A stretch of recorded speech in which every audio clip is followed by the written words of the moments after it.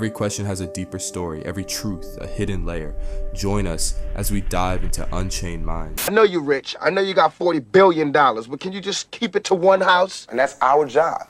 It's the spark. I just quit my job today, actually, because I wanted to come and do this. I think everybody shines in different things. We are hungry, please let us in. We are hungry, please let us in. But I love my childhood. Even though it was bad, I love it. You need to do something. He was a voice that spoke out about poverty, corruption, systemic injustice, and the struggles that most people wanted to ignore.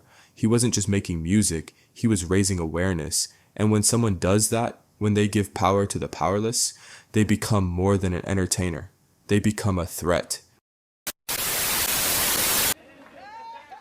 you, Brother Shaw. First of all, we want to thank all the media and all the community leaders and all of the community participants that have come out here today to be with us.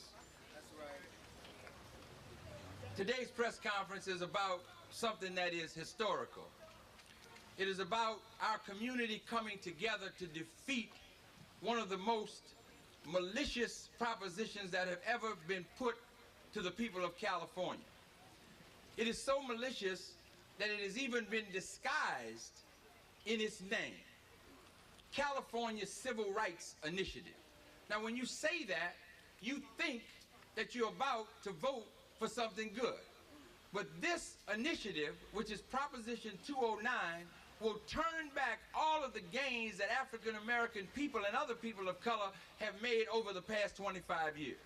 And we are here today, strong, loud, and clear, standing side by side with Brother Suge Knight, Tupac, Snoop. That's why the story of Tupac's death is bigger than a feud between artists.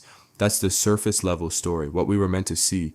But behind the scenes, Tupac was challenging systems, questioning power, and reaching millions with messages that couldn't be controlled. History shows us what happens when voices like that get too loud. Leaders, thinkers, and artists who dare to speak truth often find themselves silenced, sometimes permanently. Tupac knew it. He even rapped about it. Tupac touched on this topic in several songs, where he openly spoke about being targeted, silenced, or not expected to live long because of what he was saying. Some of the most direct ones include Hail Mary Dark, Almost Prophetic, where he raps about death, betrayal, and people out to get him, Until the End of Time reflects on his struggles, survival, and the system working against him. Only God Can Judge Me, he talks about being targeted and misunderstood for speaking his truth. Me Against the World, probably the clearest example, where he frames himself as one man against powerful forces and a system trying to break him. I Wonder If Heaven Got a Ghetto, where he questions injustice, violence, and what happens to people who speak out and don't make it.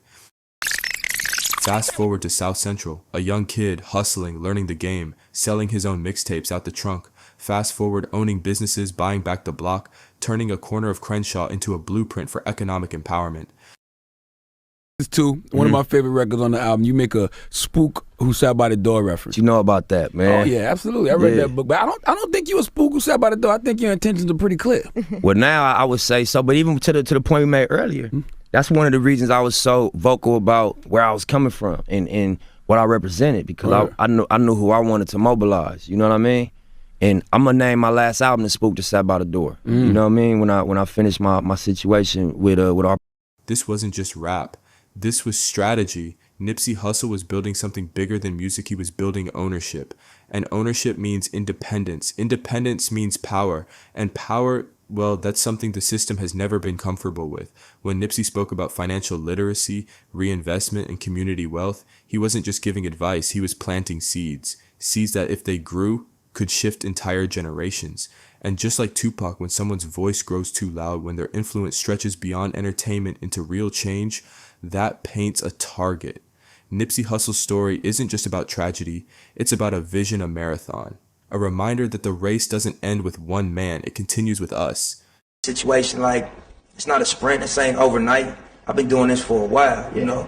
I had padding up in the corner of my bedroom, sleeping on the floor, recording mixtapes myself, running to the Pro Tools in like 2003. I was stapling posters, me and my brothers, all through the city in 04.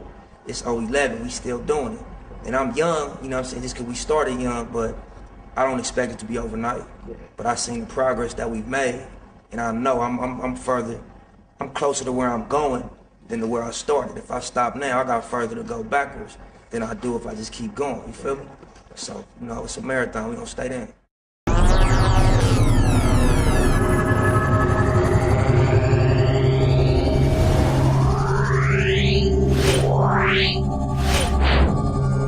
Yeah.